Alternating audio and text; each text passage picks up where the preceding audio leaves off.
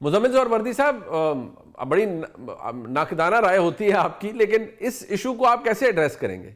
देखिए, तहरीक तहफ़्फ़ुज़ आइन में से तहरीक इंसाफ निकाल दें तो बाकी तो वहाँ कुछ नहीं बचता ना। फिर आपने किससे मुज़ाकरात करने हैं? जब तहरीक इंसाफ एलामिया जारी कर देती है कि हम मुज़ाकरात के ख़िलाफ़ हैं, तो तहरीक तहफ़्फ़ुज़ आइन के पास कुछ भी नहीं है मुज़ाकरात के लिए। क्या तहरीक इंसाफ और हुकूमत के दरमियान मुज़ाकरात हो सकते हैं? इमरान खान नहीं होने देंगे। इमरान खान ऐसे किसी भी मुज़ाकरात को सबूताज करने की कोशिश करेंगे। वो ऐसे किसी भी मुज़ाकरात को डिसोन करेंगे जिसमें वो ख़ुद माइनस हों। मतलब अगर बैरिस्टर गौहर हुकूमत से मुज़ाकरात करेंगे तो ये इमरान खान को तो काबिल कबूल नहीं होगा, अलीमा खान को काबिल कबूल नहीं होगा।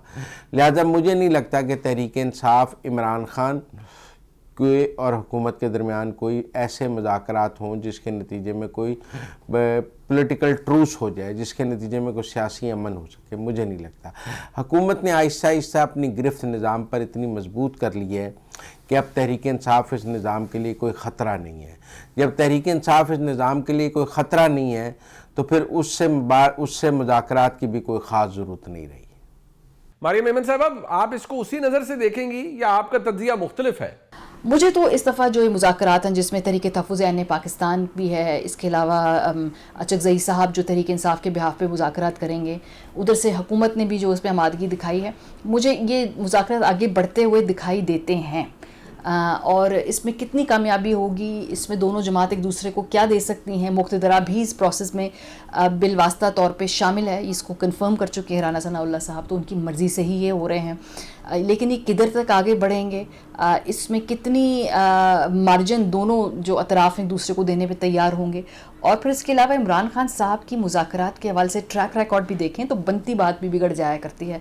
तो अभी बहुत सारे मराहिल हैं। हसन अयूब साहब, खबर क्या है ये इस मामले के ऊपर, इसको कैसे असेस करेंगे आप? देखिए, इम्कान तो मौजूद है, लेकिन इस इम्कान से पहले मैं ये कहूँगा कि विद इन तहरीक इंसाफ जो ग्रुप हैं, मज़ामती ग्रुप या मुफाहमती ग्रुप, इनमें से किसी एक ने जो है वो डोमिनेट करना है।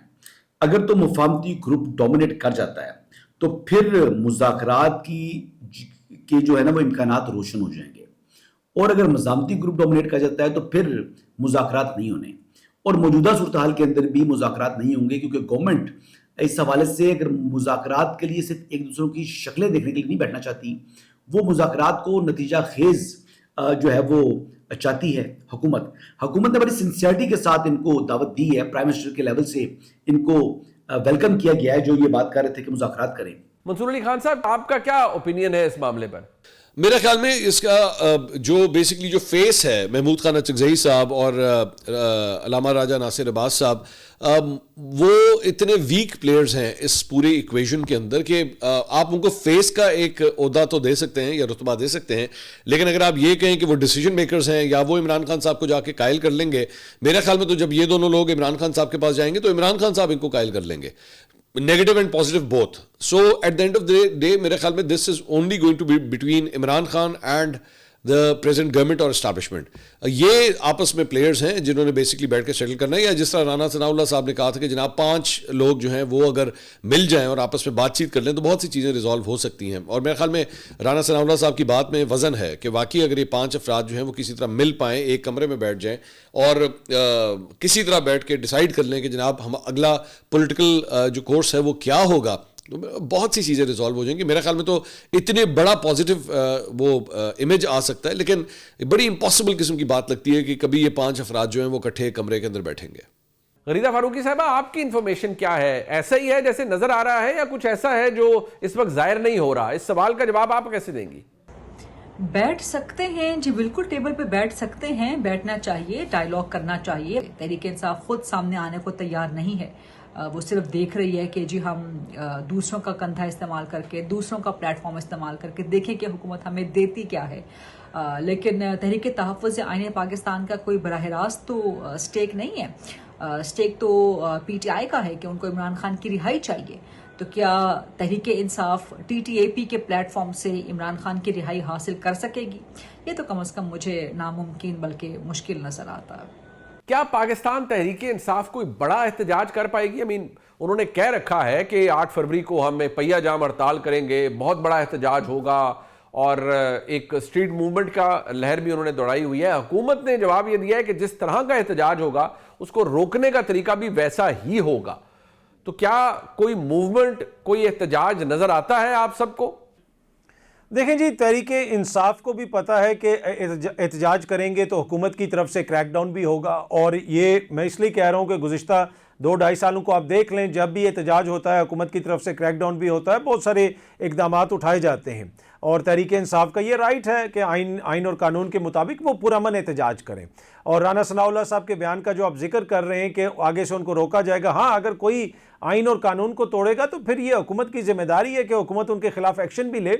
लेकिन मुझे ये लगता है कि जो सोहेल आफरीदी के हवाले से जहन में खाका बना हुआ था या जो नक्शा बना हुआ था, ये समझ रहे थे कि सोहेल आफरीदी आएगा। और पिछले साल ही 26 नवंबर को एक्सपेक्ट किया जा रहा था कि वो सीधा आके डी चौक से टक्कर मारेगा। और मैंने उस वक्त भी ये अर्ज़ किया था कि सोहेल आफरीदी डी चौक नहीं आ रहे, वो ऐसा नहीं करेंगे, वो सियासत करेंगे। इस वक्त जो एहतजाज है वो बड़ा मसला नहीं है। इस वक्त जो एहतजाज के बजाय सोहेल आफरीदी की सियासत है वो हुकूमत के लिए मसला बनी हुई है। वो जगह जगह भी जा रहे हैं। अब उन्होंने कराची जाने की भी अनाउंसमेंट कर दी, उससे पहले वो लाहौर भी गए हैं। फिर जिस तरीके से वो सियासी तौर पे चीज़ों को आगे लेके चल रहे हैं, मेरे ख्याल में वो हुकूमत के लिए बड़ा सरप्राइज़ है। बाकी एहतजाज अगर कोई बड़ा होता है तो जिस तरह मैंने पहले भी अर्ज़ किया था, मुझे ये लगता है कि मार्च अप्रैल के महीने के बाद सूरत हाल वाज़ेह होगी। मंसूर अली खान साहब, क्या ऐसा ही है जैसा नजर आ रहा है या कुछ ऐसा है जो जिसकी खबर किसी को नहीं है और आपको उसकी इंफॉर्मेशन है?